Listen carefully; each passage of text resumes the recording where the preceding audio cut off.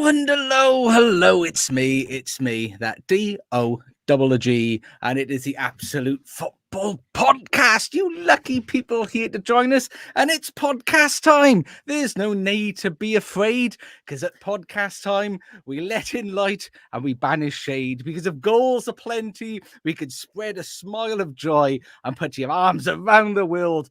Football podcast time, everybody. Here we are, and thank you for joining us. And I'm not alone, because we're going to say a prayer for the other ones in the lower leagues. It's hard, and it's not always lots of fun, is it, Charlotte? No, it's really not. It's miserable times at the minute, I tell you. It is, but she's here, and she is smiley happy, and we're very lucky to have it. And you will notice we have a new special guest, super special this evening, in preparation, which I'm all sure you are very, very excited about our new upcoming Women's Special Football Podcast, which is going to be starting soon. And we have Fraya. Fraya is going to be a mighty part of the team there. And we welcome you this evening. Fraya, how are you? Thank you for joining us. Yeah, really well, thank you. That was a brilliant build-up. So thank you very much for that. I think my head's just got a bit bigger. It's just how I roll. Game appreciates game, you know. That's what it is. And it's not just us. Like everybody in the chat already, we were a little bit late coming on. As you will notice, Dan isn't here. Dan is supposed to be with us this evening, but unfortunately he came down quite poorly bad. He was poorly bad boy just before. So Dan, if you're watching, hope you feel better soon. Hope the tummy bug gets better and you're not too sore. I'm not going to tell anyone what's wrong. Don't worry. Be our secret. I hope you can sit down. I was going to come out with it then. Yeah. I hope you can sit down okay later on. Was it in the chat as well? I've got one thing in my head and it's the emoji. Which one? The Japanese flag? Is that one? Oh, we've given the game away now. But Dan, I hope you're okay, and that eye of the needle is cleaned up afterwards. But in the chat, Mr. Luke, thank you for joining us here, and it is Cap Alan. Alan, thank you as well, and Heather. Heather's here. It's lovely to see you, Heather. And we've got Spenny fan Chris in Charlotte, North Carolina. Thank you very much for coming. Somebody enjoying us over the pond. Isn't that lovely? Love that. We've also got Lisa. Hello, Lisa, and Johnny. Look at all of these names. And Simon. Simon, thank you for joining us as well. And for all of our audio listeners, thank you for listening. And I'm sure for giving us all those 5 stars and those follows and all that lovely stuff that you like to do. But if you want us to welcome you personally to the shows we have done our viewers this evening, you can join us 8:30 live on YouTube and the Twitch machine as well. You can catch us. But let's crack and we'll talk a little bit of football. It's not going to be a super long one this evening. Unfortunately, both Charlotte and I are a little bit under the weather. Charlotte looks much better for it than I do. I look like a badger that's been regurgitated, and Charlotte just looks wonderful as always. So we're going to try. I look down when I'm poorly. Poorly bad. When she's poorly bad, she looks all that. But while we've got you here, Fraya does she's covers the Villa women's team, who I have no idea if they're doing well or not, but I tell you who are doing quite well is the Villa's men team, even though they managed a 2-2 draw with Bournemouth. I mean, Fraya, 2-2 with Bournemouth away from home. How did that game make you feel? Yeah, so it was an interesting one. So I was down at Wembley at the weekend watching the Lionesses. So I've had to kind of, and we won. So I've had to try and catch up on all the men's games for tonight. But yeah, the fact that, Villa are 4th, and no one could have predicted that they were going to be there by Christmas. So the fact that we're there already is incredible. But I really liked what Unai Emery said. He was like, you know what, we haven't started off well away from home, but the fact that the team kept on fighting and that tenacity and that will to succeed. So yes, a point's not great, but a point is better than a loss. So yeah, I'm happy. Points better than nothing. I do. And you say no one could have predicted it, apart from Charlotte. Charlotte has predicted a top 5 finish for Villa for the end of the season. So there we go. She is all pushing over. Champions League. That's what we want. Yeah. It is good to see. And Ollie Watkins, what a season that lad is having. Yeah, absolutely. Oh my day! Did you catch his goal at the end? Yeah, so when watching the highlights, I was like, right, you could just feel it. They were ready to get, excuse me, that equalizer, and then he pops up, comes on as a sub, and it's just like, yep, there we go, got the equalizer. He's just got that magic about him, hasn't he? He is. He is all on it. And what I quite like, similarly to Emery at the end of the game, I think when he was being interviewed and they asked him, is it showing a lot of character, this team? Haven't you got a lot of character and guile to be coming back and, picking up these games away from home late in the game and turning around? And his response was probably the best you could have had. We just said, well, what it shows is that we're not starting very well in the game, but we're finishing it. I mean, at the moment, what do you think is clicking at the moment for Aston Villa? What is going on there? Because it's just beautiful to see. I think it's a lot to do with we see it in the women's game as well. It's kind of the magic of the fans and that support. And I think the team knowing that they've got a good fan base behind them just gives them that extra little kick. So if things aren't necessarily going right, you've got those fans that are coming in and will support you throughout. They're not fair weather fans. So that plus the Emery magic that he's brought in, and he's really honest about it. And he's like, yeah, we're not starting well. I can't hide that. So let's build, let's keep clicking, and let's just keep bringing that magic, and that's all they can do, really, isn't it?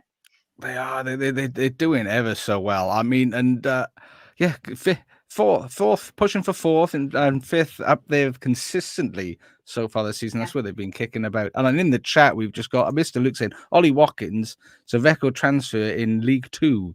She's 7.2 million from Exeter to Brentford before being picked up. And I just love the fact he's doing so well. And he seems such a lovely, lovely boy. Do we know, has he been selected for England? Do we know? I've no idea. He has been recently, Ollie Watkins, hasn't he? yeah. He has been, recently. Oh, that is lovely. That is good to see. And also, though, I mean, in the chat, we do have Heather, who's our resident Bournemouth fan. I mean, Cap Ali was saying he thought Villa was going to beat Bournemouth. But it was a great result for them. And she concurs. She concurs that if they could have held on another couple of minutes, they would have done well. And They really did fight for Bournemouth, to be fair. Yeah, they pushed them, yeah. They made it very difficult for Aston Villa. Absolutely.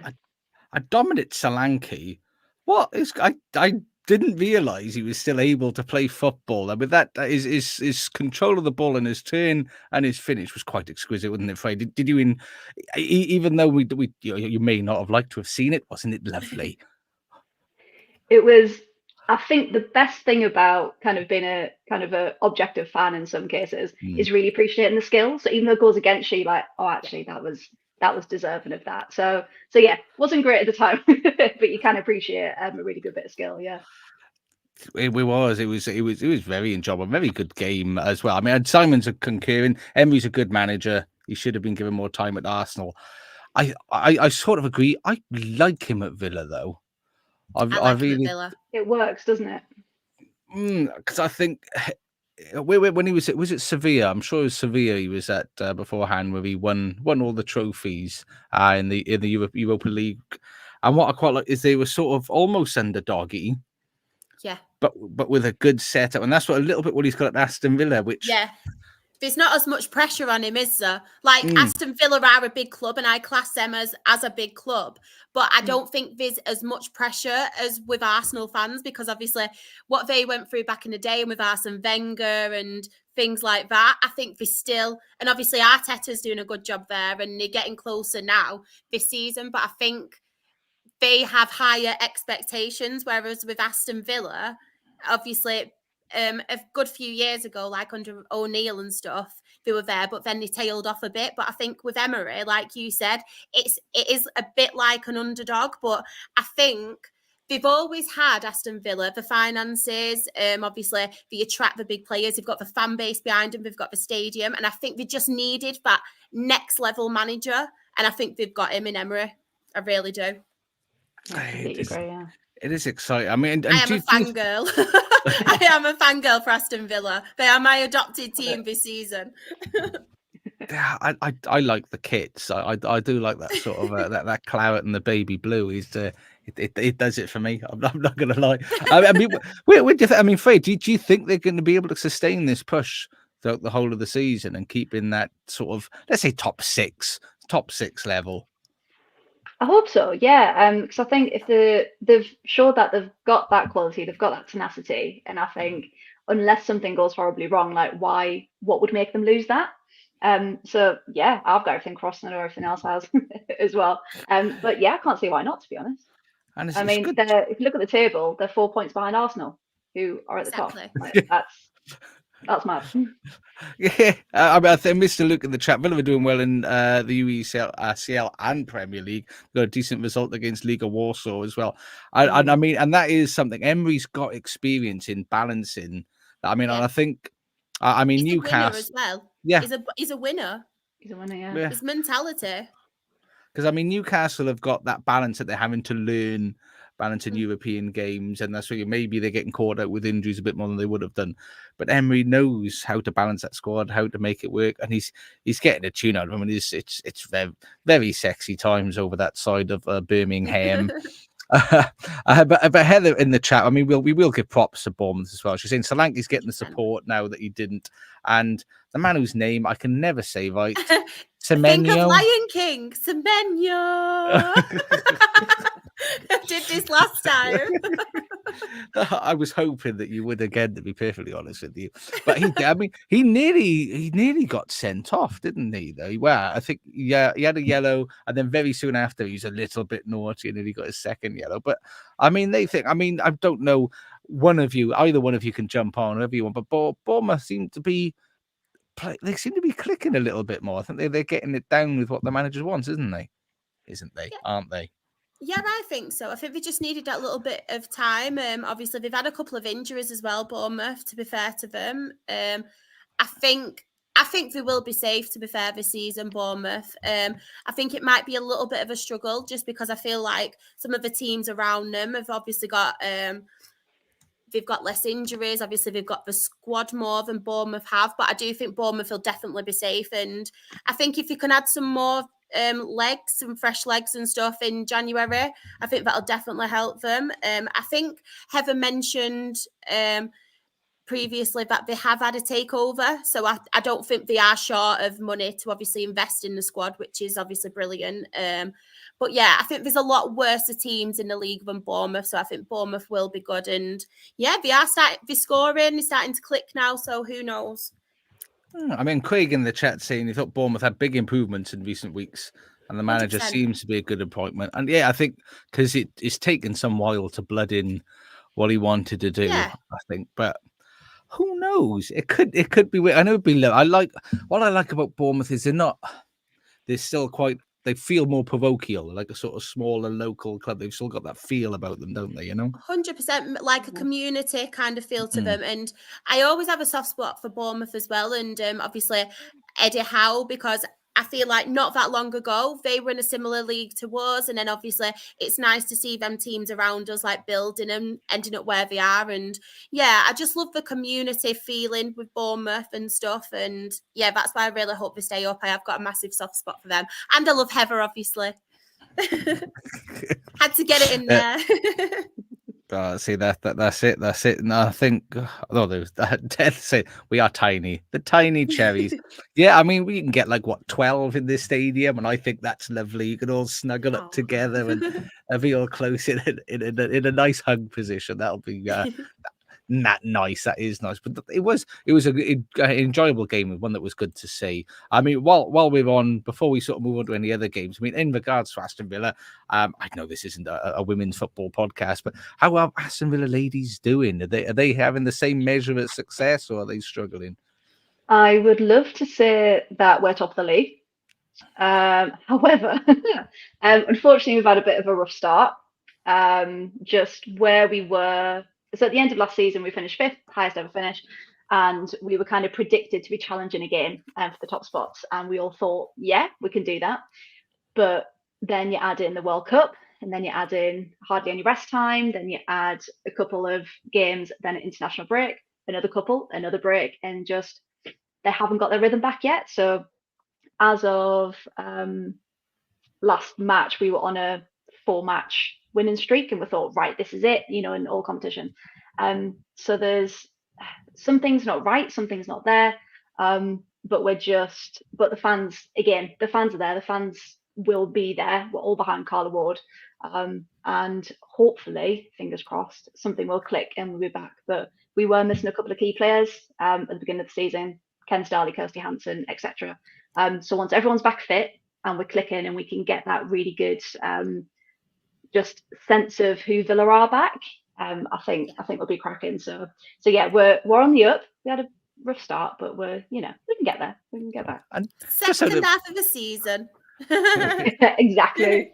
And if you want to follow and find out what's going to happen to Aston Villa ladies in the second half of the season, you can find out from January on the Absolute Football Podcast, women's football podcast, which we haven't named yet. We don't know what the name's going to be. It's so exciting. No one knows. So you've got to keep your eyes peeled. I mean, then there's a lot of Bournemouth appreciation in the chat here. I mean, Craig is a Newcastle fan, grateful, but Bournemouth started anyhow off. And I'm just gonna die quietly in the corner here. But we'll move on. What game shall we move on to next? What is a lovely game? Well, I tell you, we're going to try. We'll try and keep it balanced, a bit like a compliment sandwich. We'll go for something crappy now. Well, for some, crappy for some, not for others. Newcastle won, Manchester United 0. Charlotte, how did that game make you feel? I actually watched this game, and I'll be perfectly honest, I nearly fell asleep during it. I just feel like with Manchester United, and I don't want to be the typical person that always talks about Manchester United and everything going on, and I just feel it's a bit like Groundhog Day, the film, because every season the same thing goes on, whether it's calling for the manager's head, whether it's the owner issues. And I just think to myself, maybe it's the actual players who have been there season after season, throwing each of these managers under the bus, whether it be Mourinho, whether it be Ole Gunnar Solskjaer, whether it be Rangnick, now Erik ten Hag. I'm sorry, but it's the same players every season. So it can't just be the manager. Don't get me wrong, he's not doing any favours for himself, Erik ten Hag, because I think his tactics have been shocking as of late. I really do. And I just feel like some of his decisions during the games haven't obviously been great. Some of his choices to actually play certain players. But then at the same time, I think to myself, the players he has, I just feel with these players is not getting the best out of them. I mean, Marcus Rashford, for instance, I've always been someone who sticks up and defends Marcus Rashford because as a person, I think he's fantastic. What he does for the world, what he does for things, I think he's absolutely brilliant. But from a perspective, when it comes to football, he's really not trying to his full potential. I don't know if it's because of issues off the pitch to do with, obviously, Lingard and Sancho, two of his closest friends. Obviously, issues with them going on. Anthony Martial being one of them. I don't know if any of you two saw the clip of him and Ten Hag. He was on the pitch. They were screaming and shouting at each other, which is a red flag immediately because I think to myself, this is your manager. You should be respecting your manager. Even if you don't agree with certain things, you should be respecting your manager at the end of the day. And half of these players from Manchester United, I don't think respect Erik ten Hag. And I think there's a lot of people on Twitter calling for Erik ten Hag's head. And I would honestly keep Erik ten Hag and ship most of these players off, especially after that game. I think the only ones who can leave with the head held high after that game was Harry Maguire, who I thought did his job perfectly because Manchester United kind of had to defend. And I think with Harry Maguire, if you put him in one of them games where he's just a centre-back, none of this having to play out from the back under pressure kind of thing, when you do your typical old-school centre-back, I think he's absolutely perfect for that.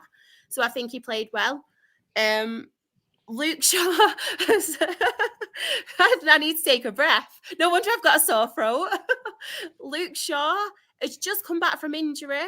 And I thought he had a very good game again. I think he's been Manchester United's best player for the last couple of games.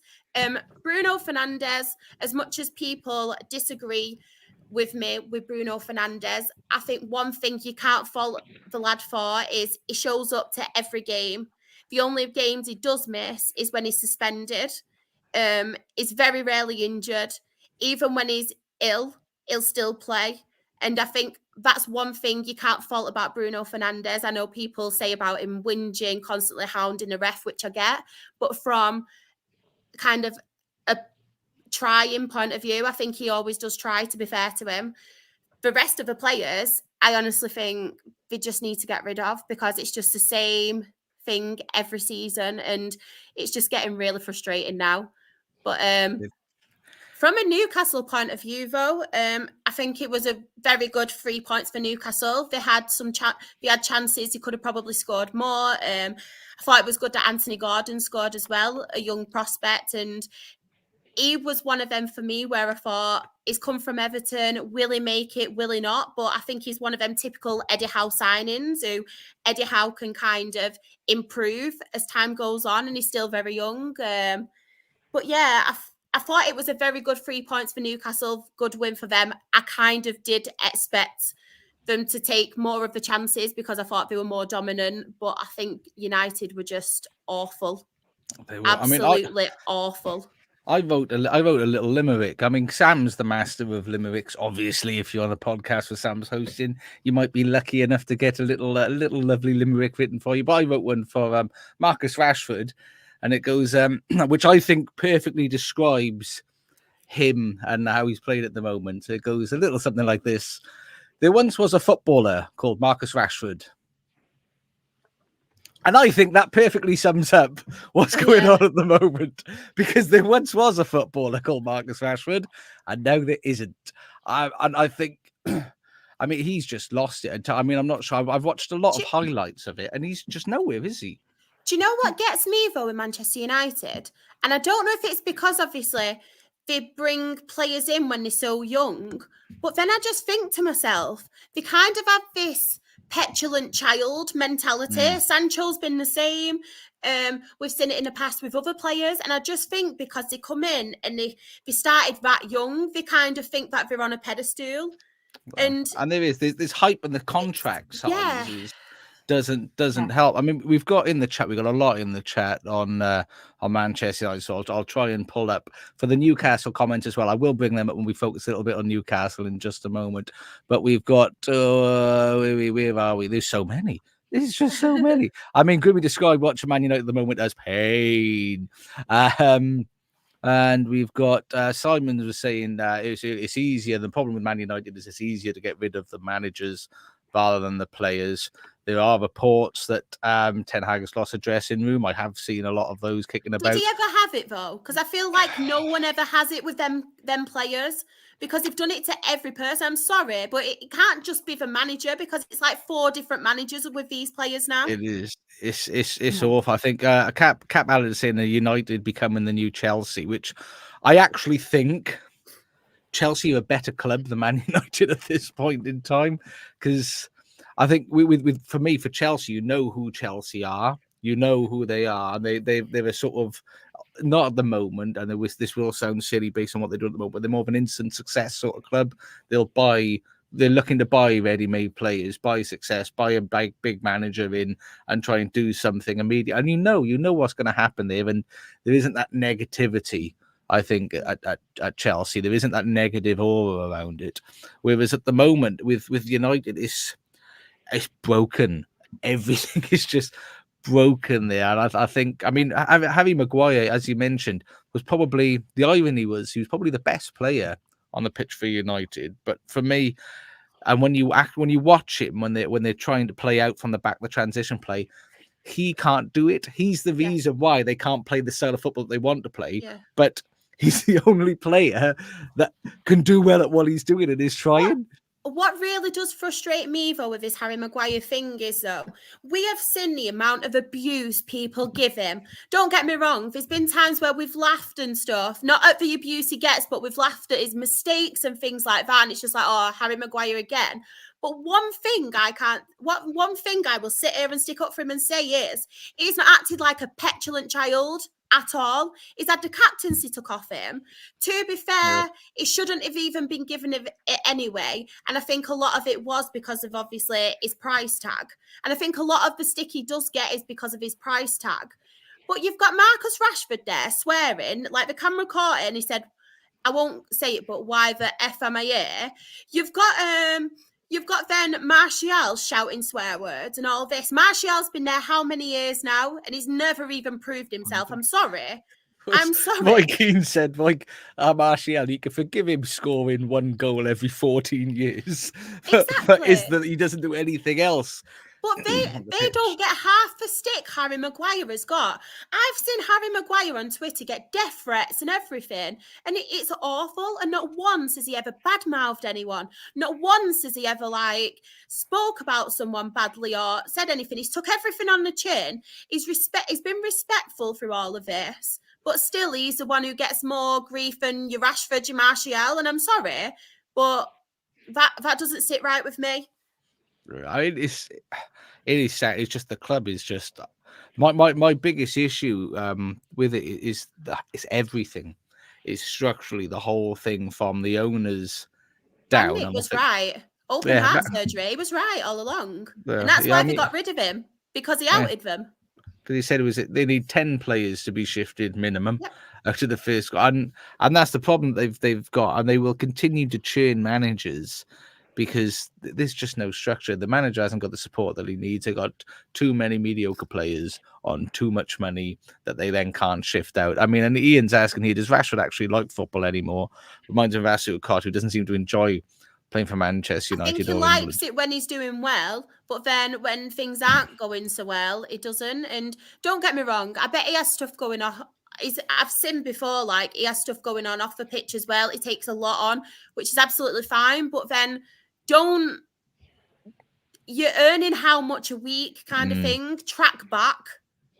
It's not hard to just track back. Oh, that's a whole nother podcast that I could get into wages and stuff, especially with things going on at my club. And I just think to myself, how many thousands are you earning a week and you can't even run back to defend or help someone? And that's where it kind of leaves your defence more fragile then, because if you track back, put a foot in, your defence wouldn't be as under pressure. Onana wouldn't be as under pressure. Yeah, because they've got no options. I mean, because the thing is, he's trying to play him out from the back, and Maguire can't play out from the back. So what he needs is people alongside him to do something. So if you've got your players tracking back, then that creates those options. Then because and you can see him, bless his heart. I was watching a highlight clip, and you can see Maguire thinking about where his positioning is, and then he clocks it, but he's too late to move. So by the time that he's moved, that space is then closed up. So he is a trier. And Mr. Luke in the chat saying Harry Maguire is so innocent, set aside from the rest of the players. And I think Simon said he forgot that Martial was there, but Craig said Martial's been in for 9 years and an embarrassment 90% of the time. And Johnny C thinks the club is just toxic. It's toxic, in the words of Britney Spears. I was going to sing it then, but I don't think it would sound as good this evening at the moment. I think I can hear my voice getting gradually worse as we move on. But we'll move on. From then we will. I imagine at some point we've got that many United fans and people on the team. We must do, I think, a Man United. What the hell is going on? Show at some point, so I'm sure that'll come up. But Newcastle United, let's see. There's lots of comments for Newcastle United in here, so I will try and pull those up because we do appreciate you joining in the conversation and be part of the chat here. And we've got Craig Bradley here telling us that he thinks at the back in the last season, you wondered why Gordon was there, but Anthony Gordon's been one of their best players so far this season. Mr. Luke is concurring. He thought Anthony Gordon was class against Manchester United. Have we got anything else there? Any other love? Still so young as well. Still so he young. Is. And as you said, they dominate. I mean, Freya, did you catch much of this game? Did you have any love that you can spread on Newcastle? Like a little love dusting? Well, as a Sunderland fan, no, normally not. But no, actually, so I was in the pub when this was on, and I was sitting with some Man United fans behind us, and all they did the whole match was just criticise everyone and say how rubbish it was and kind of how they were playing. And you're right, Maguire and Shaw stood out for me for United. I thought they had a really good match, but the fact that Newcastle are playing really well, and they deserve to win, as much as it pains me to say. But it was a cracking goal, and yeah, they did. They deserved it, and it just kind of shows how far Newcastle have come, and how much for players like Gordon, if you get the right manager, the right club, and you take a bit of time to settle in, but once you're there, you're just off and running. And so yeah, they definitely deserve the win on that. But question: why is Maguire still at United? If he's getting all this hate and all this, why do you think he's still there? I know they tried to shift him out in the summer, but to be honest, I don't think there was the offer. The deal broke down with West Ham because I think Harry Maguire, I think where people struggle because he's on that much of a high wage at Manchester United, and people weren't willing to kind of match that, and I think he still wanted that kind of wage, and I think West Ham. Did, weren't it at one point they were on about loan or something? I think it was a money thing. Yeah, I think because of his wages are massive. Yeah, but it's a good job he's still there, to be honest, because what's happened with Varane now? He's totally out of it. Do you think maybe it would have been better for him? Because I think West Ham would have suited him 100%. really well. He would have been like Craig Dawson was for West Ham, and he would have been like your James Collins kind of player for West Ham, like back in the day. Just your old school centre back, and I think that's what Harry Maguire is. And I think with Harry Maguire, when he's got a stable partner with him, and you've got to even give him you've got to sympathise with him in that aspect as well, because Manchester United haven't had a solid defence like for seasons now, have they? Like I remember back in the day when it was like your Patrice Evra, your Nemanja Vidic, your Rio Ferdinand, and then who was right back at that time? Neville. He was right back for 700 years. It was like Neville, and then there was Dennis Irwin. I know Valencia was there as well at one point, wasn't it? And Ashley Young, like people like that.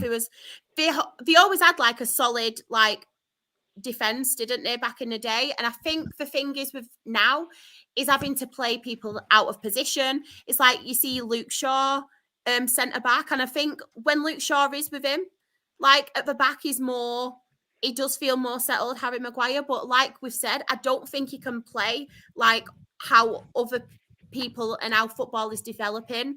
I think if you have your teams like your Wolves, you have your teams like your West Hams where they play with just your old school centre-back type people, he would fit in perfect, because that's what he is, and that's what he does properly. And I think that's why him and John Stones like click so much for England. Because you've got John Stones who can do it, and you Harry Maguire who just obviously does his job. Simon in the chat saying he should have gone to West Ham. David Moyes would have got the best out of him.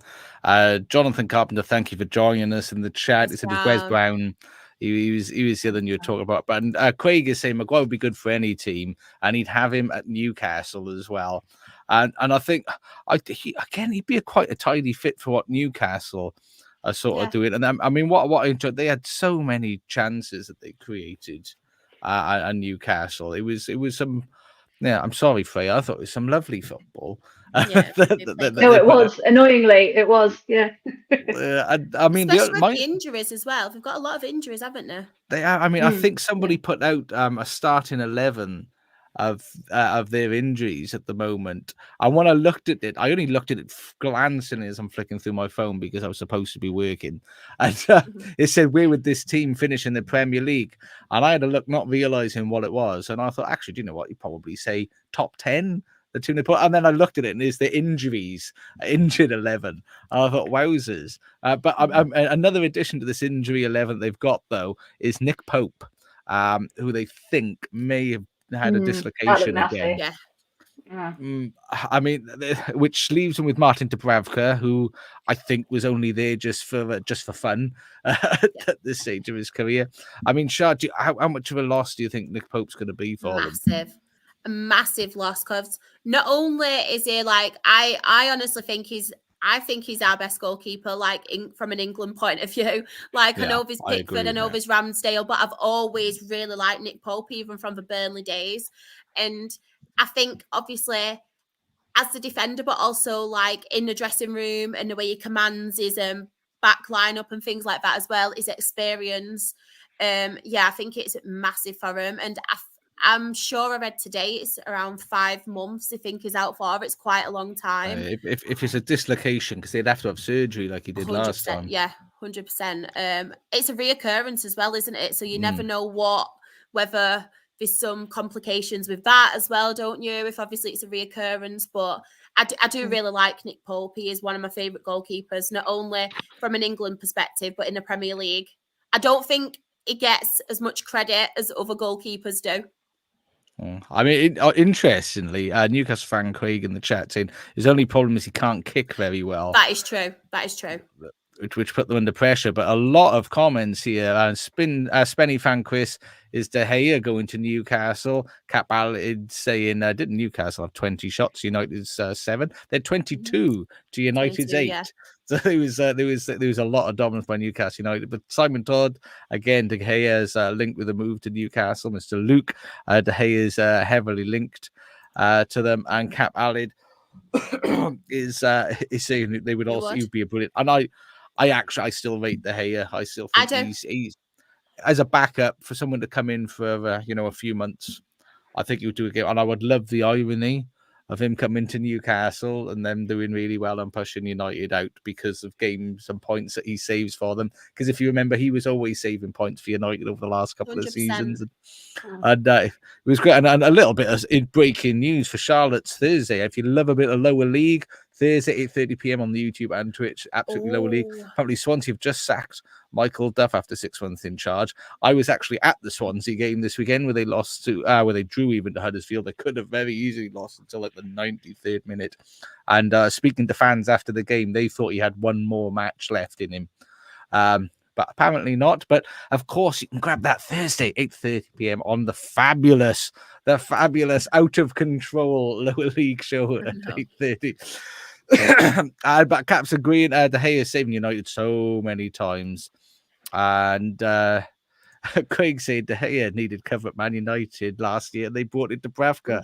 I remember that, actually. That is fabulous. Oh, I just love it. The poetic justice. I know. I don't like the way De Gea got treated, though, May. I thought it was really... I think it just shown how toxic Manchester United actually is. Like, being there all them years... Like, it was their best player for majority of like recent seasons as well, as much as he were under pressure and stuff, and he struggled. He got them out of some major like crisis, De Gea. And I just think the way they offered him the contract, and then this with Onana, and then obviously they withdrew it, and just how they didn't really acknowledge the fact of him going.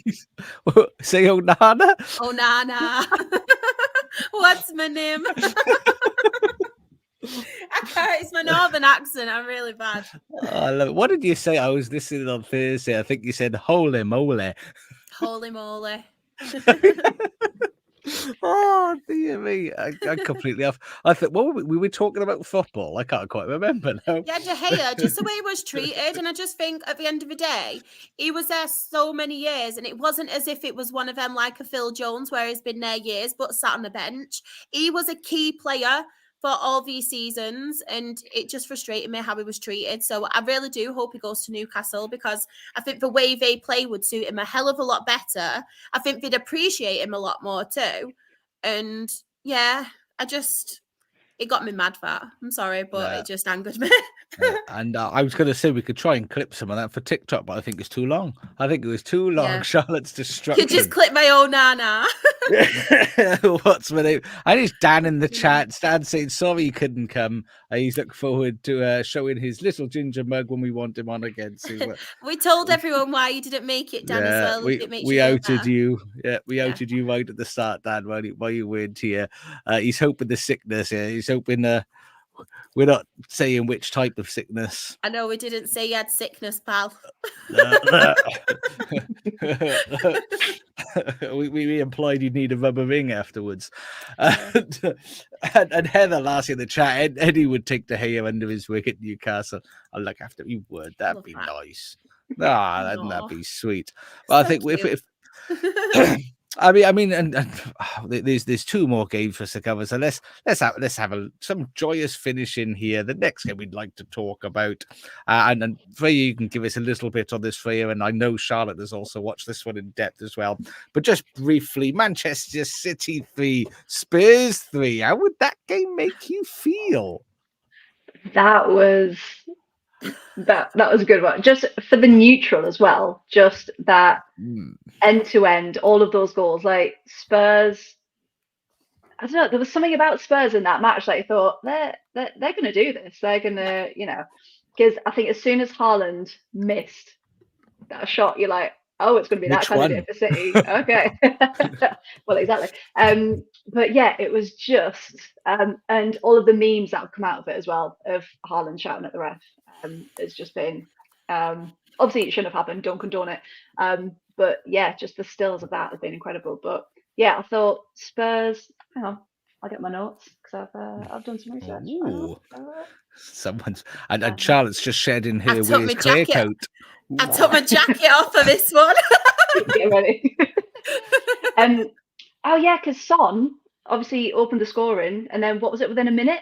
And then own goal at the other end, and you just thought, okay, it's not going to go well, is it? Like what is going to happen? Yeah. And I just thought they had so many chances, both of them, and just couldn't seem to make the most of it. But then as soon as kind of Grealish came on, that reaction when he scored, it was like that's that passion. And I think on our podcast we've kind of said a few times, if your players wear the shirt and they play with the passion and the fire and they've done everything they can, then you're proud they play for your team. And it's kind of, you want someone like Grealish, because obviously amazing Villa as well, but you want that passion and fire, and you just think United could maybe look at that and think, okay, that's how you play it. That's how you react. But yeah, no, it was a really, really good one, end to end. It was enjoyable. I mean, and Charlotte actually watched the game. It was a game she managed to watch all the way through. How did it make you feel? I don't think Spurs were at the best, to be honest. Like, I've seen them play in previous games, but they have got quite a lot of injuries. But I thought it's real. I know Spurs are obviously Manchester City's bogey team as well, and they have been for a few seasons now. Yeah. So it's always a good watch as well, Manchester City versus Spurs. Like, no matter, even if Spurs aren't in the greatest of form at that moment in time, they seem to always turn up against Manchester City. But I just think that game as a whole, it was just so entertaining. Like the goals, that with Son, I just wanted to hug him because I love Son so much. It just melts my heart. Honestly, he's just one of them players that I just want to give a big cuddle to because he's just so sweet and adorable.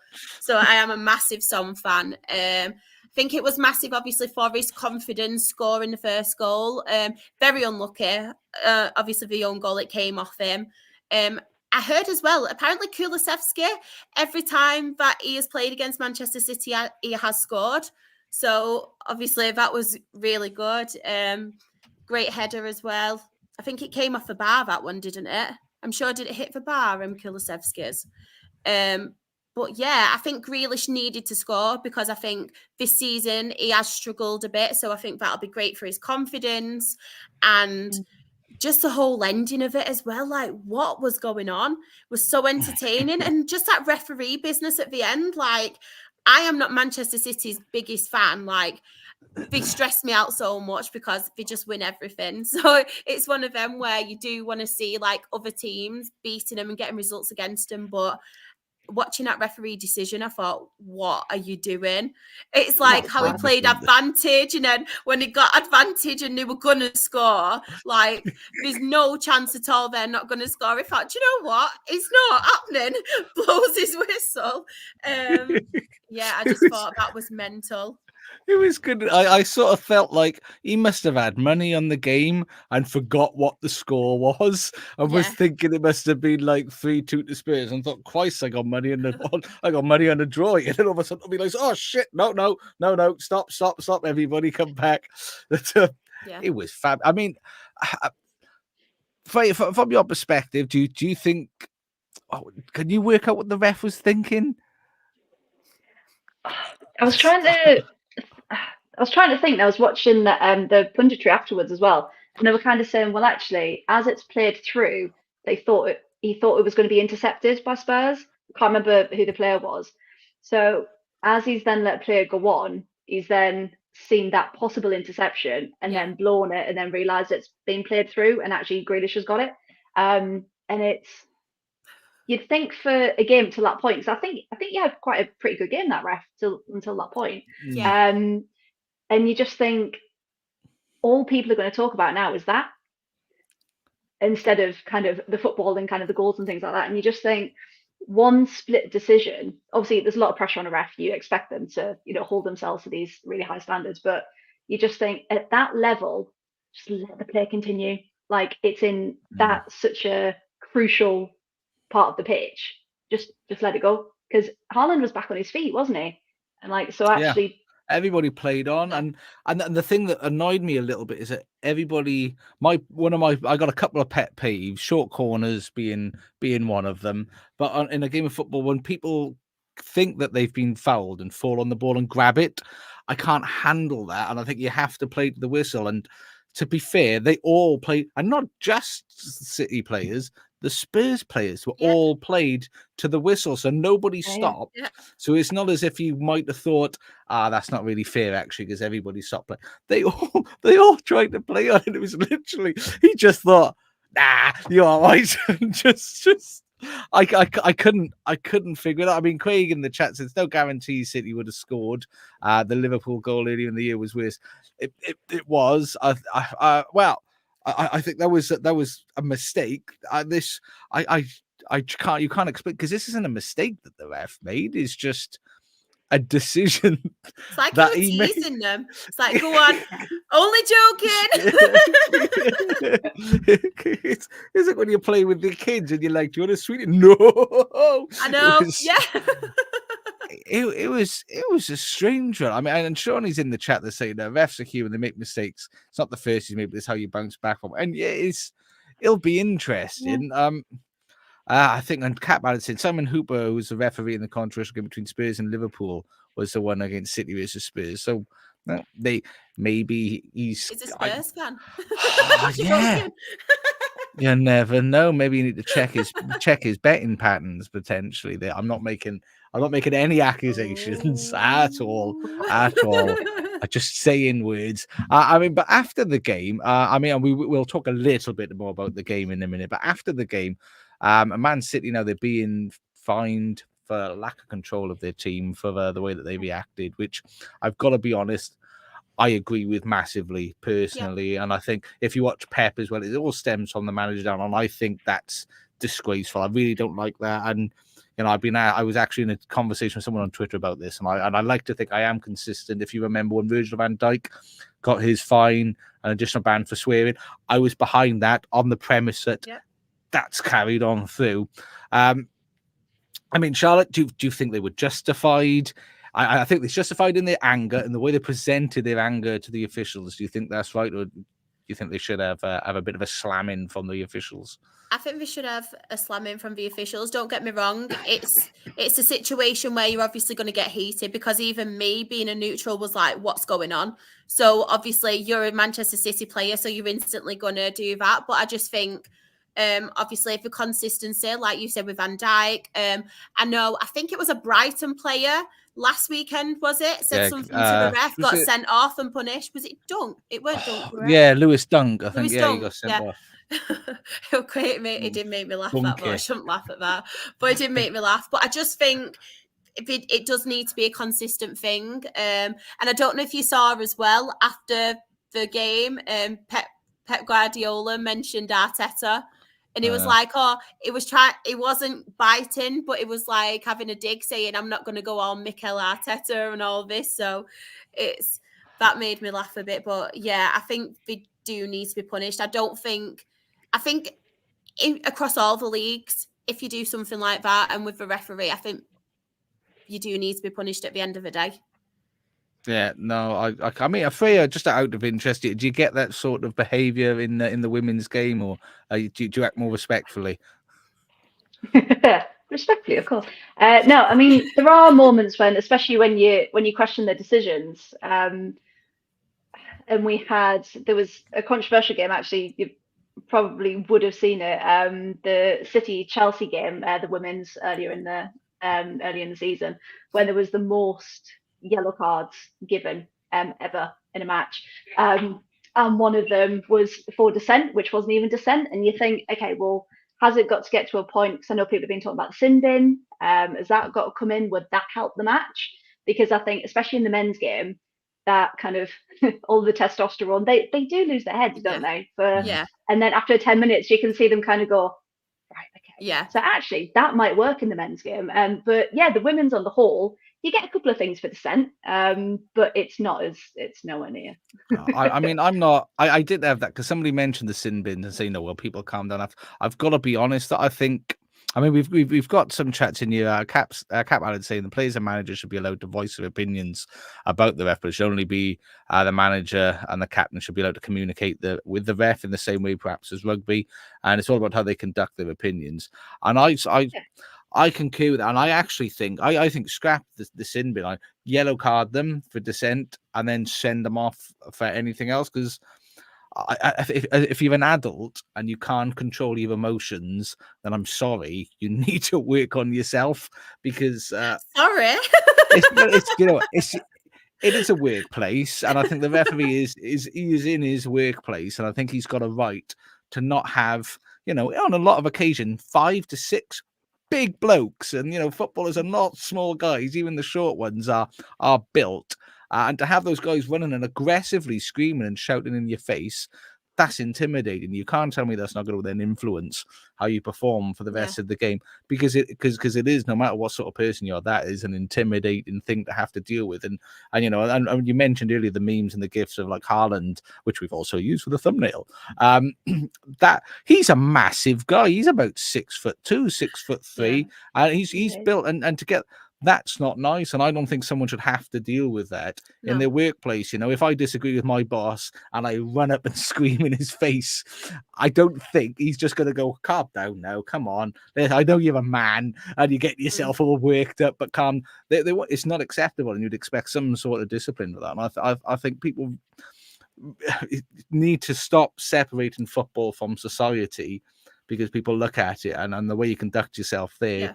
It shouldn't be any different across the board. I am a high horse about it. I'm not perfect, by the way. I can be a total arsehole on occasion. Well, but, I'm joking. Yeah. And I think Sean is saying they should have a meeting with managers and captains before the game and let them know that it's a pre-warning. And I agree. And refs get stick by their boundaries. And that's true. I mean, and I think you can say to a ref, mate, you've made a mistake there, or that is crap. What are you doing? That is dreadful. You run up and scream in his face. That's not that. That ain't my bag. I'm afraid that isn't quite. That's not quite right. And I think there was lots of comments in the chat. The chat is very hot today, so I do appreciate it. I mean, Simon said our Spurs are missing Maddison at the moment. 100%. Craig is telling us Lo Celso seems to have improved a lot this season. Also, I like the balls of Lo Celso shoulder barging Haaland and nearly starting a ruckus at the end of the game. Considering there's about a 2-foot difference and probably about 5 stone between them, which was great to see. Luke's saying if Andrew's still at Celtic, he probably would have got another treble, because that's how good he is. Heather, you can't hate on big Ange. I absolutely love him. He's just got so much of a chilled, positive aura about him, and I think he's perfect for what Spurs need right now, especially after the Conte era, because Conte was the total opposite. But I love Big Ange. So likable. And Simon saying he's loving a bit of Ange ball as well. Is there anything else here that I've missed? I do apologize if I've missed anything, because there's been so much chat and it's been really good. We really appreciate all of your interaction here, all the words that you're giving us. But what a wonderful game for the Premier League that was as well. It was really great, and I'm just glad that Man City didn't get 3 points, because it helps everybody else out. I mean, we were going to cover Burnley and Sheffield United. Do you know what? I've got this comment here. I can't get rid of it now. Craig said Conte never wanted to be there. Angie's grateful to be there. I agree. I think Andrew's a great fit for Spurs. But we were going to discuss Burnley, Sheffield United, Burnley 5, Sheffield United 0. But unfortunately, Dan wasn't here. But Charlotte did bring herself a little bit up to speed on that. So while we're here, Charlotte, how did that game make you feel? And what's going on at Sheffield United?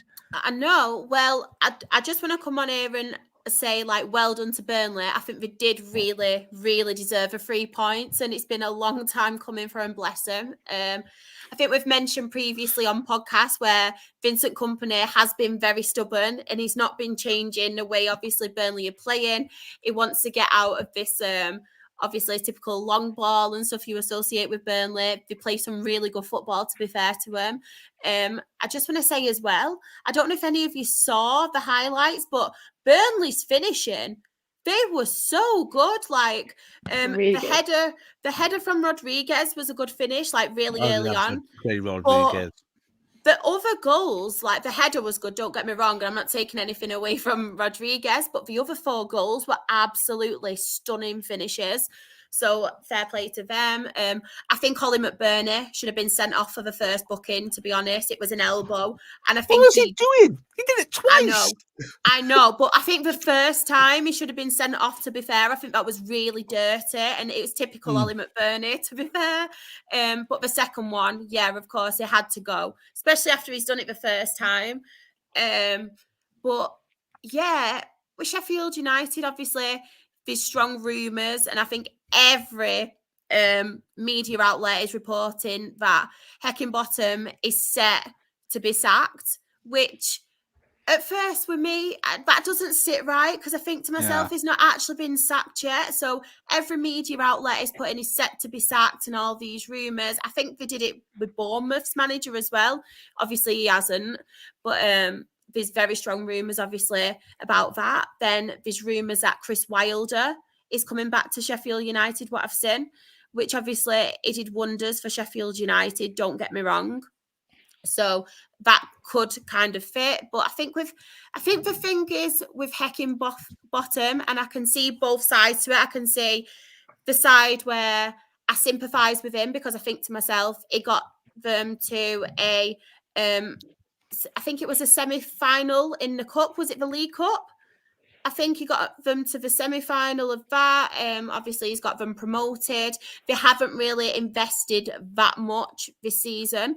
And what they have invested in, I don't think they have actually been Premier League players. And I think it was always the case where the teams that were coming up from the Championship were going to be the teams that you'd expect to be relegated. So I kind of sympathise with him in that aspect. But then from the fans' kind of point of view, I do get it, because I think he's very tactically stubborn, like Vincent Kompany has been, where he won't change his ways when it comes to tactics. I think obviously they got battered by Burnley 5-0, and the stats obviously proven that they got battered as well. I think the game before that was it 8-0. Didn't they get smashed? Was it 8-0 as well? I'm thinking it is. It was a high-scoring game anyway. So there's a couple of 5-0s in there already. Oh my days! 8-0 against Newcastle. Yeah. So I do kind of get it from that point of view as well. So I can see both sides to that. I just don't know if when they do bring someone else in, whether they will survive. I still don't see them obviously surviving. I think they'll go down, because I don't think they have got a strong squad compared to the teams lower, in the lower part of the Premier League. But yeah, it's a tough one. From the Burnley point of view, though, I think it's a win that they very much did need, because obviously they've not won all season. A very good performance, especially at home. But even with Burnley as well, I want to say I can see them like carrying this on, but I don't. But I think it is a game that they had to win, and those teams near the bottom, they're like the 6-pointers. So I just don't think it'll change anything, no. Yeah, I mean, and Jonathan in the chat said you were right. They did get to the semi-final. Yeah, I thought they did. So well done. The knowledge on that girl. I tell you what, I'm in awe every week, I mean, and I sort of I agree with you in that you would like to see him because of what he's done and what he's achieved, given that opportunity. But I think, I mean, Craig's saying in the chat here that he said losing 8-0 was normal, and that was a concerning comment. And I mean, Jonathan's a Sheffield United fan. He's convinced. He doesn't think they're going to stay up. And I mean, a negative 28 goal difference. I've always 40 said, games in. I've always said on this podcast, and obviously my lower league one, I feel like there has to be a league between the Premier League and the Championship for these teams, like your Norwich, your Sheffield United, and teams like that, because I think they are very strong. West Broms as well. I think they are very strong teams, and obviously they get the parachute payment, so it allows them to then obviously like stabilize them for the Championship and things like that, and then they're pushing for promotion again. But I think with Sheffield United at this moment in time, I don't think they kind of recruited for the Premier League. You know, like you get some, and I don't know if that's a good thing, to be fair, whether they've just thought we won't stay up, we'll kind of get the parachute payment. We've not put that much into buying players, but it'll stabilise us for next season in the Championship. I don't really know, but it didn't look like that. I mean, Simon's saying he deserves a sack because he brought one of Coventry's best players and didn't use him properly. I know that frustrates me too, because I love Hamer. I mean, and I don't think looking at them, for me, that they made transfers thinking of anything other than, can we afford a player? He looks all right. Let's bring him in. Yeah. That's the sort of feeling I got, rather than sort of some sort of structure. I mean, Luke's saying it isn't looking good for Sheffield United. They could turn into a bit of a yo-yo as Fulham were. Spenny fan Chris saying not looking good for the Sheffield clubs, exactly, because Sheffield Wednesday are bottom as well. Really struggling, Sheffield Wednesday. And Jonathan's blaming the ownership at Sheffield United. Obviously, they'll have a bit more of a understanding of what we will have going on there as a Sheffield United fan. But I think there's only 4 points between them and Luton. But I think the big difference is, I mean, when you look at the goal difference, Luton's minus 13, Burnley's minus 17, but that minus 28, that's dreadful. Yeah, I feel like with Heckingbottom as well, I feel like he always seems on the defensive side. He always seems quite deflated. I don't think he's very uplifting for his players, whereas with Luton's, I think with Luton's is quite positive. I think, to be fair to them, they weren't really expecting to be in the Premier League. They've invested quite well, because with the parachute payments Luton they have put it towards like their future, because they think they're not going to stay up. They haven't really bought many players either, Luton. Planned, haven't they? They've got more of a plan, and I just think their manager is more positive, whereas I think with Heckingbottom, it does seem very stubborn, especially with his tactics as well. And you've got to change in the Premier League. You can't just stick by your gun. You have to change it to adapt to the Premier League, and you should be doing that sooner rather than later, because especially against teams like Burnley and the lower sides, because they're the ones you have to win. Yeah. That's funny. I mean, Craig's in the chat. Heckingbottom seems like a nice guy, just out of his depth. And it does seem nice. It does seem nice. Yeah, and as you said, Burnley, that was the game where you'd like to think they're thinking that's a game we can get points. I thought they'd win that, to be fair. I honestly thought Sheffield United would win. To be honest, I wouldn't have put money against it, because Burnley just haven't been brilliant. But that is the game. I mean, that's sort of their level, both of their teams' level, you know? It is, and we've got in the chat, what else have we got going on here? I mean, Jonathan's saying that Heckingbottom didn't get the players that he was after. He didn't know. And like I said, because it just didn't look like very well thought out structure at all. Spenny fan Chris is saying Luton had ground issues, so they spent their money on that, and they've planned themselves. I like what Luton have done, and I'm sort of okay with the fact that I think they're going to go down, because I think they're okay with the fact that they're going to go down, because they just seem to have planned so well, and they positioned themselves for the longevity of the club. I think they're looking at the club's future and how they're going to do, as opposed to the here and now, which I quite like. And Jonathan's also saying Heckingbottom makes his subs too late sometimes. I mean, I think that's just an experience. That's an experience thing for me. I mean, but before we move on to our final Premier League game, Fred, did you have anything you wanted to add into what on earth is going on to Sheffield United and Burnley, or was it just a lovely day for you? No, I was looking at it and thinking, it's going to be such a scrap at the bottom, because there's not much in it with points, and these are must-win games. So the fact that Burnley could get 5 past them that would be a massive confidence boost, and just think, okay, maybe, we can do this, we can take points, maybe not win, but we can definitely take points. And yeah, I think it's a hard time for Sheffield men's and women's at the minute as well. And it's just, it goes back down to, have you got the infrastructure? And like Charlotte said, like, some teams just aren't cut out for the Premier League yet because they haven't got that backing, they haven't got that support, they can't get the players in. And when you compare them to your Arsenals, your Chelseas, your Cities, there's always going to be, top six and best of the rest, So it's looking at what's possible. And like you said, clubs like Luton, well, actually, we can use that money to build for the future. And it's not about the right now. So it's, can they compete at least with the clubs around them? So that's definitely going to be their focus. It's just sad. It is. I mean, as you mentioned, it's the fact that it's affecting the men and the women. So it's an ownership issue, and there must be structural concerns. And I mean, and that's why I had a conversation with a Swansea fan who spoke about Newport. This conversation for Thursday, but Newport are being currently potentially taken over by Hugh Jenkins, who used to run Swansea, and he mentioned he's got to go through fit and proper persons. And I thought, does that really exist in lower league? Is it really fit and proper persons? Because I didn't see it.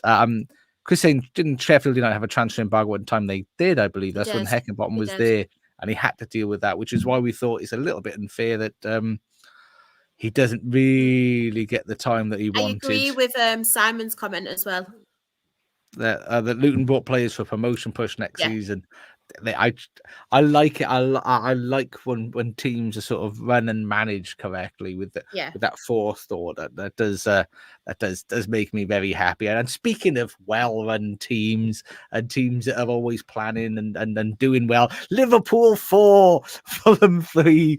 We'll briefly run over that. I always feel like it's self-gratification whenever I talk about Liverpool after a Liverpool win, and it's not like it just happens that we win a lot of games. And there's not a lot I can really do about that. I mean, it was interesting. I mean, for me, it reminded me just how good Alisson is and how essential he is. I was going to say that.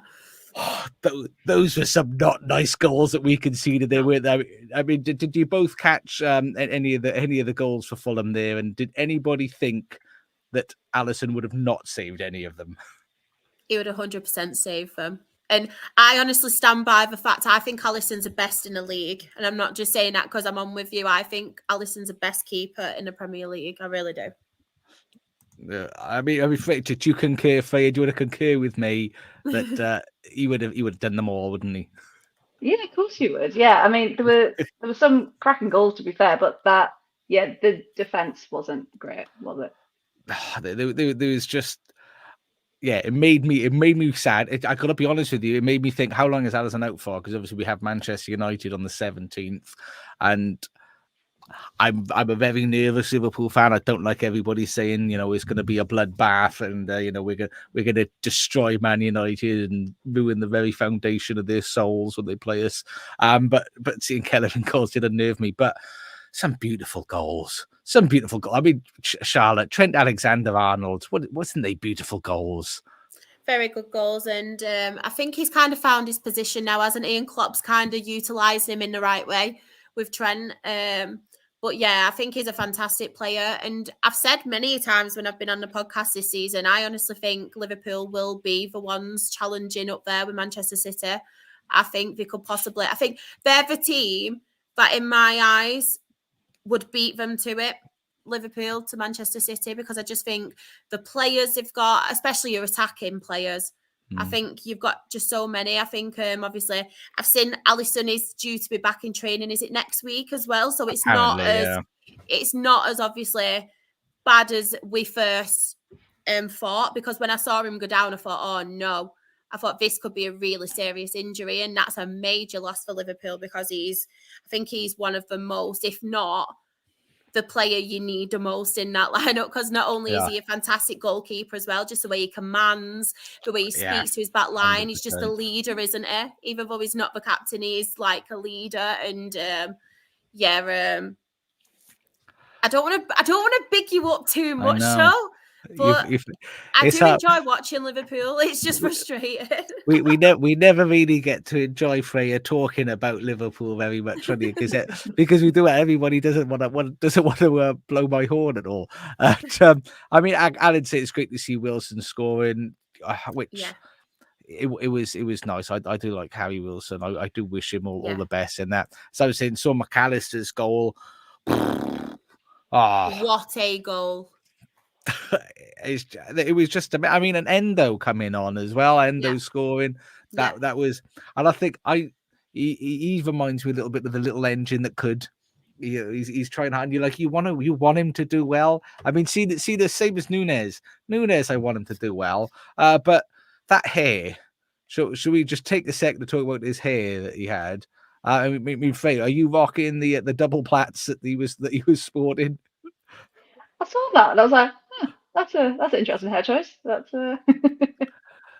yeah. I was. What do you want for him? I mean, don't get. I appreciate any man with long hair. I have terrible hair envy because I haven't had any for about 15 years. But so I do. But yeah, that was interesting. But Shah, wouldn't it be nice if he had composure and could score some of these baggers he has opportunities? Do you know what, though? I can't dislike him.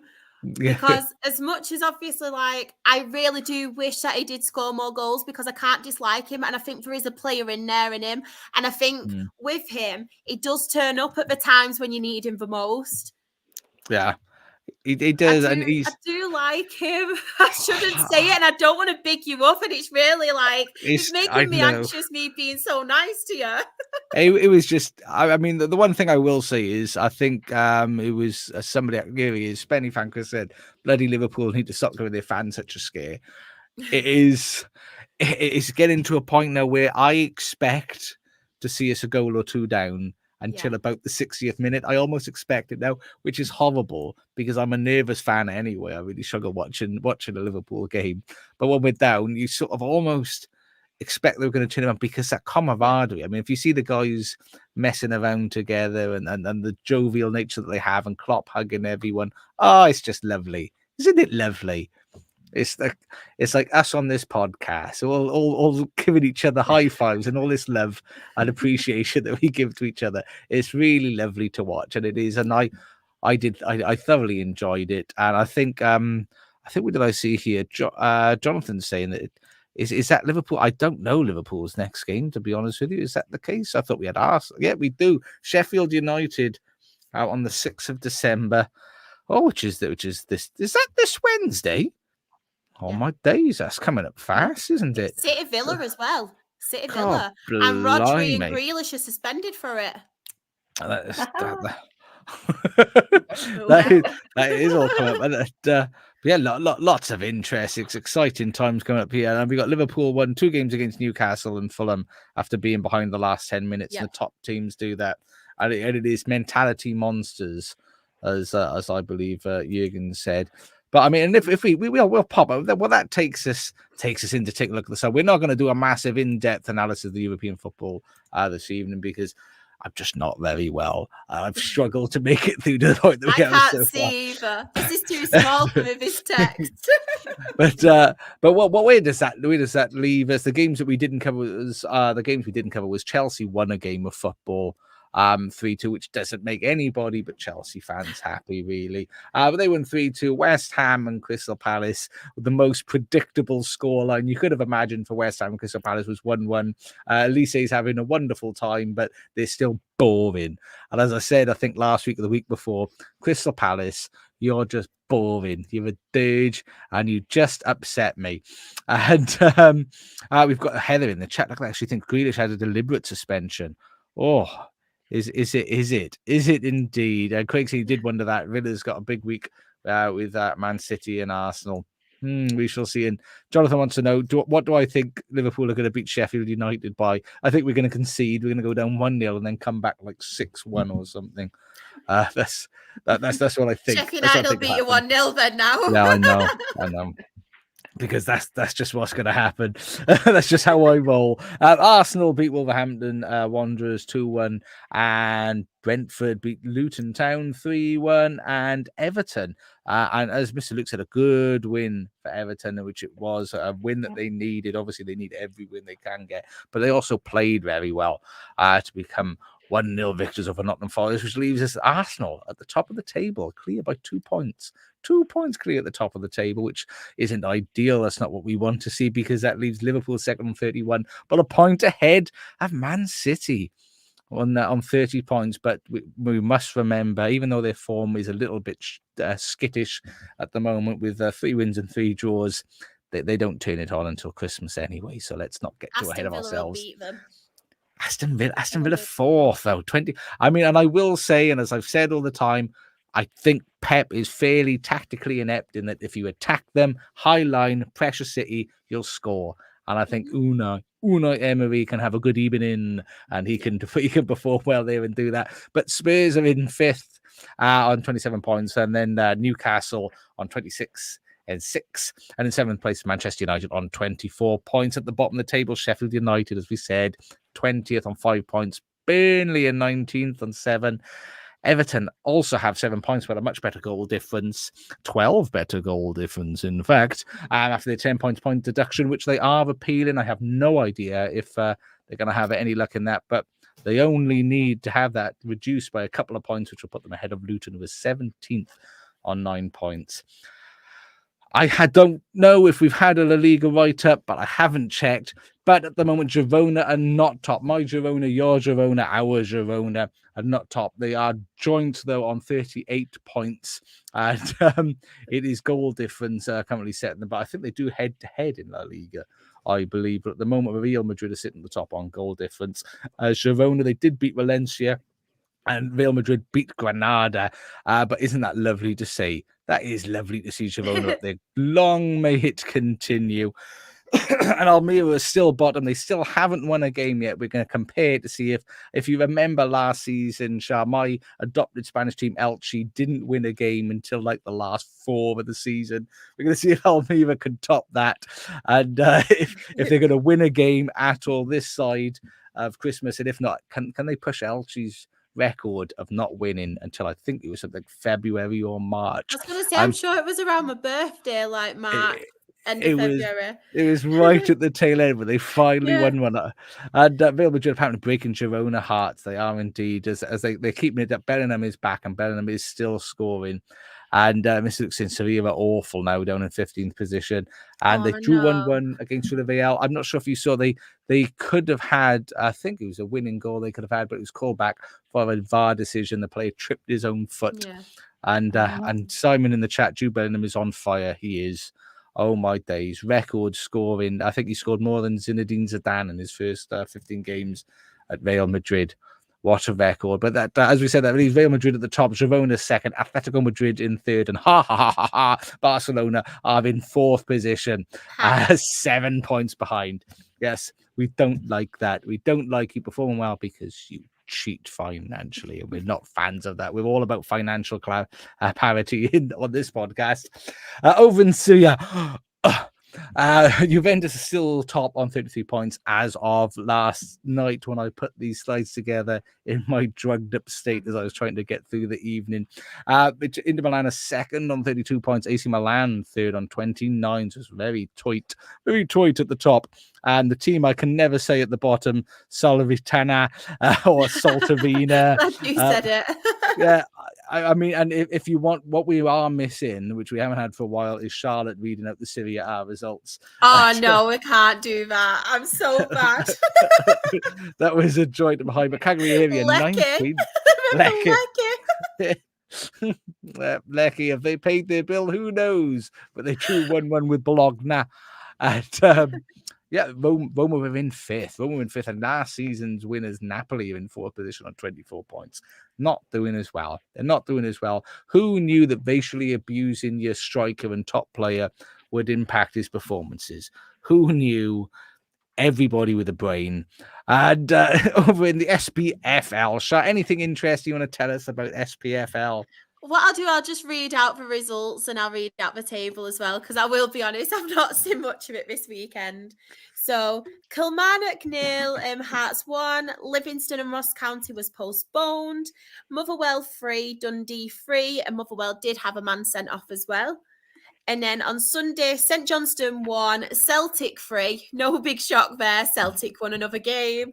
Hibs 2, Aberdeen 0, and Rangers won 2-0 against St Mirren. So at the top of the table, we have Celtic on 39 points, 8 points clear of Rangers, who are in second on 31. Then we have Hearts in third on 23 points, St Mirren below them on 22. Hibs are fifth after their really bad start, so it is good to see them putting a run together and doing well. They have 21 points. Dundee are in sixth on 18 points. Then we have Kilmarnock on 17 points in seventh. Motherwell, who are eighth on 14 points. Ross County below them, also on 14 points. Then we have Aberdeen in 10th on 13 points. St Johnstone are 11th on 11 points. And we have Livingston, who are bottom of the league, on 10 points. Oh, look at that form from Livingston. Superb. I know. And next, we're over in the Bundesliga, where I only caught little bits of the Bundesliga. The main things that we did take away from this weekend is Bayern Munich and Union Berlin with their new manager was postponed due to heavy snowfall. And I think it was Bayern Munich at home as well. So the fact that their stadium got snowed up shows you just how savage that weather must have been. But the big one the only one that I took any interest in my weekend state was, of course, the Bayer Leverkusen game with the world's most handsomest manager and most talented midfielder of all time, Xavi Alonso. Oh, it was a frustrating game for Bayer Leverkusen against Borussia Dortmund. Borussia Dortmund scored very early on. I believe in the 5th minute they managed to get their first goal in. Very scruffy, but Bayer Leverkusen just dominated. They dominated the entire game on shots, on passes, on created corners, everything, every set they can think of, they absolutely dominated. But it wasn't until the 79th minute that Victor Boniface, coming back from injury, managed to get a goal in the 79th minute to equalise, to keep them top of the table, which of course though does put pressure on Bayern Munich on the next game, because they can't equal them and go top if they beat Union Berlin, which as Craig and Mr. Lucas say, it doesn't look good for them. They thought they were going to do well. Unfortunately, it's been horrible. Last season's leaders at this time of the season, the team that we were all happy with, the little engine that can't. It's busted. It's busted up. Although, as I mentioned last week, what I did like is the fact that they're actually the first club in the Bundesliga to have a female coach, which is nice. That is nice. Yeah, and they actually took charge of the game last week, which they drew, I believe, the first time they scored in God knows how long as well at home. So that was nice, but it is sad to see. But Simon saying Xavi Alonso's not doing too bad. He's doing lovely. He's doing lovely there. Craig could see him being the next Liverpool manager. And as I'm okay with that, as long as it's not for another couple of years yet, because I love Klopp and I'd like to have his children. But that result does mean and the postponement. Funny, yeah. The postponement of the Bayern Munich game does mean that Bayer Leverkusen are still top of the table 9 now. So Bayer Leverkusen are top on 35 points, and Bayern Munich are 3 points behind them, and Stuttgart are 2 points behind them, and they're 4 points behind them are RB Leipzig, who are 1 point ahead of Dortmund, who are 5 points ahead of Hoffenheim, who are 2 points ahead of Frankfurt, who are on the same points of Freiburg, who are 1 point ahead of Augsburg, who are 1 point ahead of Mönchengladbach, who are the same points of Wolfsburg, who are 4 points ahead of Bochum, who are 2 points ahead of Werder Bremen, who are on the same points of Heidenheim, who are 2 points ahead of Cologne, the same points of Darmstadt, and 1 point ahead of Mainz, who are 1 point ahead of Union Berlin at the bottom of the Bundesliga. And that is German football. And Craig was very impressed with Dortmund. The Champions League Bundesliga looks strong. It does look strong, and it's such an entertaining league. Covering that this season has been a lot of fun there. The Eredivisie, as you will notice, Ajax are no longer at the bottom. They changed their manager. They have leapt up. I mean, they were rock bottom. I think they changed their manager 5 games ago, and they've pretty much won all of their games. They're shooting up there. Feyenoord, though, Feyenoord is still at the top, unbeaten this season, scored 50 goals in 14 games. 50 goals in 14 games, which is quite unbelievable, and only conceding 6. So that gives him a goal difference of plus 44. Unbelievable. And so Feyenoord at the top, Eindhoven, sorry, at the top, followed by Feyenoord with Ahzed Ahmar in 3rd position. And then at the bottom is still Vitesse and Royal and Nijmegen are 16th. But yeah, Ajax leaping up now. And over in Ligue 1, which is spoiled, as we mention every week, spoiled by Paris Saint-Germain. You just make this thing boring and nobody cares anymore. So I'm not even going to talk about it because of you, Paris Saint-Germain. Yeah. It's your fault. That's your fault. I just hit that without even looking. No, not even concerned. Nope. That brings us to the end, and I've made it. I didn't think I would, and I wouldn't have done without all of you in the chat keeping us entertained. And of course, without our special guest this evening, Fraya. Thank you Fraya, before we thank you, Craig Bradley did mention Gianluigi Donnarumma. If you haven't seen this, please check it out on YouTube. Gianluigi Donnarumma got sent off for Paris Saint-Germain. There was a ball over the top. I can't remember who they were playing, but the attacker was going on Twitch. Donnarumma come out of his box. I thought, do you know what? I'm not going to get to the ball, but I'm just going to kick anyway. And just kick the player in the face. Wow. Missed the ball entirely. Managed to catch a player as high as he could possibly get his legs, and then spent 5 minutes protesting being sent off. He's arguing with the ref about being red carded despite jumping and stretching his leg as high as he could. Please check that out. That was an absolute treat. But Fraya, yes, thank you very much for joining us, for educating yourself for us this evening on the men's game. Because of course, as we've mentioned already, from January after the Christmas break, we will be returning. We will be debuting our Absolute Football podcast, women's football, or some name catchier than that, because it's not just going to be the WSL. We're going to be covering the championship as well, and of all the women's football news. But Fraya, for everybody who I'm no doubt have enjoyed you being here with us this evening, as Charlotte and I have, where can they find you? Yeah, so me and Lindsay run the whole 115 yards. We're across all social media at same handle. So yeah, please come check us out. Like, follow, subscribe. We've just created our YouTube channel as well, so there's lots of vlogs going up on there. And yeah, we're having a really good time of it. We are primarily focused on Aston Villa, but we do cover all kind of the key talking points across women's football across Europe. So yeah, we're really loving it. Loving all the people that we've met through it, and just really bringing together that women's football community. So yes, thanks for having me on. It's been really, really good. Really enjoyed it. So thank you very much. And of course, make sure if you're not yet, subscribe to the channel here so you can be ready when that show drops. We're very excited. We've got a really good team, and we're really excited. And it's really, really good news for us. And Charlotte, of course, everybody wants to follow Charlotte and be nice to you and not give you any Rochdale aggro, which nobody has this evening, which has been absolutely lovely. But for anybody living under a rock, where can they find you, Charlotte? Well, I am most active on Twitter, Instagram, and TikTok. I am SharXRFC. You can keep up to tabs with my Rochdale Her Game 2 stuff. That is Rochdale HGT. And of course, you can catch me on Absolutely Love a League, and that is on Thursday at 8:30. Not only are we doing like the championship games and the league games from this weekend, but we will be covering the FA Cup as well, because there was a lot of games in the FA Cup. So definitely come and say hello. We do love the chat and interaction. And we've got Luke who's thanking us, and he's looking forward to the show on Thursday. And Simon's enjoyed the show this evening. Thank you very much for joining us, Simon. And he can't wait for the WSL show, which will be, I think it's going to be around January the 20s something. Around there. And I just want to say, love everyone on the show, not just the Vegas, but also the special guests. Thank you very much. And thank you to everybody for joining us in the chat.